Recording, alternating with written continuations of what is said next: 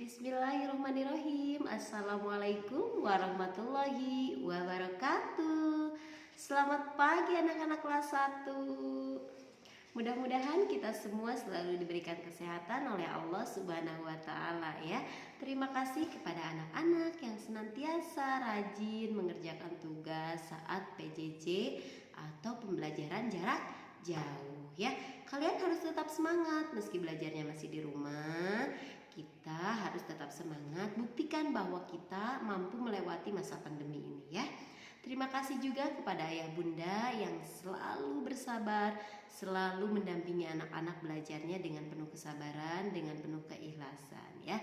Anak-anak, materi PLH hari ini Bu Lucy hanya sedikit mengulang saja ya. Tapi mohon disimak ya. Materi pembelajaran hari ini masih berkaitan di bab 4 tentang bencana alam. Bencana alam disebabkan oleh peristiwa alam. Contohnya ada banjir, ada gempa bumi, tsunami, tanah longsor, gunung meletus, dan kebakaran hutan. Bencana alam banyak menimbulkan kerusakan ya. Seperti gempa bumi adalah guncangan di permukaan bumi. Gempa bumi dapat meruntuhkan bangunan, dapat menimbulkan orang-orang di bawahnya atau menimbun orang-orang di bawahnya ya. Bayangkan. Nah, sekarang nih di bulan Desember, Januari, Februari banyak sekali terjadi musibah di Indonesia ini ya. Terutama yang sekarang terjadi banyak adalah banjir di daerah Karawang, Subang, Jakarta, dan lain sebagainya. Jangankan daerah yang di luar kota ya, di sekitar Cimahi, Bandung saja banyak beberapa daerah yang terkena banjir karena terjadinya hujan yang sangat besar. Sebenarnya ini banyak sekali bangunan yang mengalami kerusakan akibat terjadinya banjir ini. Ada yang mungkin bangunannya tidak kokoh, bisa saja karena terjadinya banjir jadi runtuh.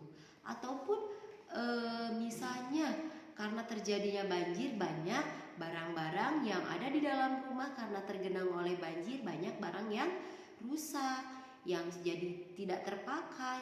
Kasur seperti itu banyak sekali ya yang terkena air banjir, jadi sehingga susah untuk dikeringkan kembali atau bau dan lain sebagainya.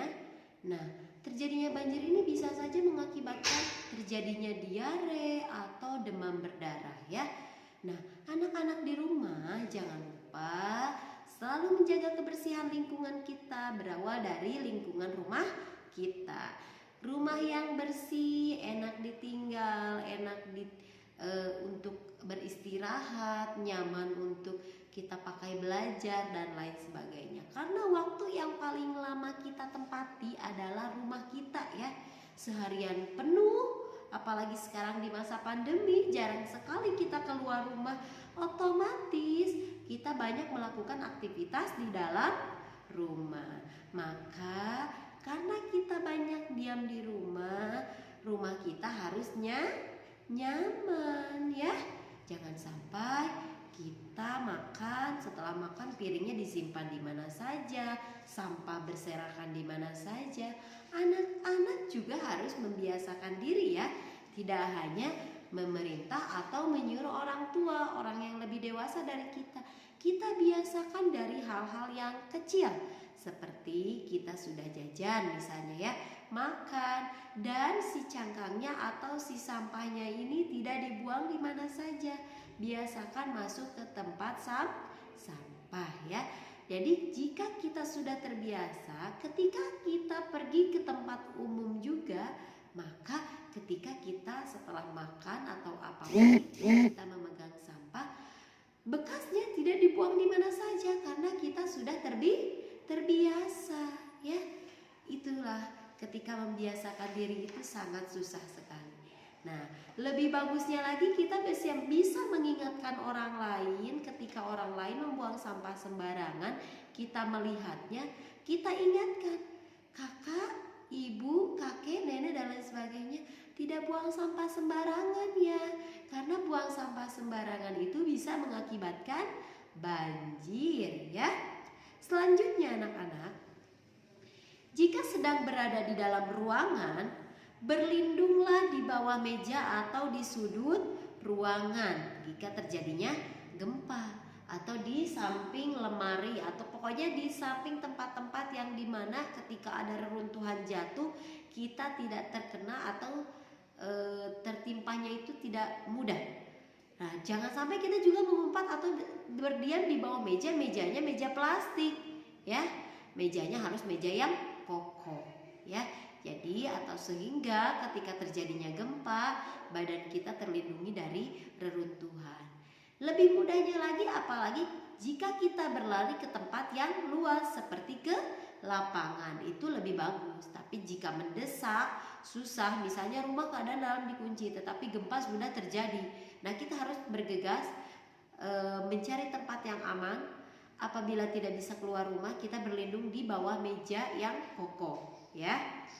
Selanjutnya, jika sedang berada di luar ruangan, ketika terjadinya gempa, ya, kita sedang berada di luar ruangan, maka jauhilah bangunan-bangunan yang tinggi. Misalnya ada gedung yang berbangun 3 lantai, 4 lantai, atau hotel, atau misalnya bangunan seperti mall dan lain sebagainya.